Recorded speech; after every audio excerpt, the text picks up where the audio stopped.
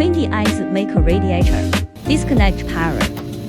Tilt the ice maker backward. Remove the bottom screws of the front panel. Remove the front panel.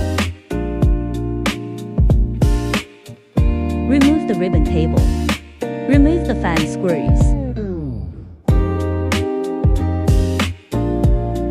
Move the fan to one side. Use a brush to clean the dust off the radiator.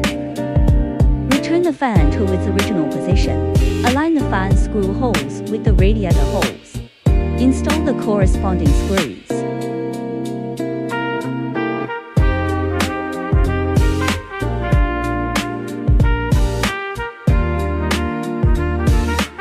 Insert the front panel ribbon cable into the display slot. Pull back the ribbon cable to see if it is loose. Install the front panel. Tilt the machine. Install the front panel base screw.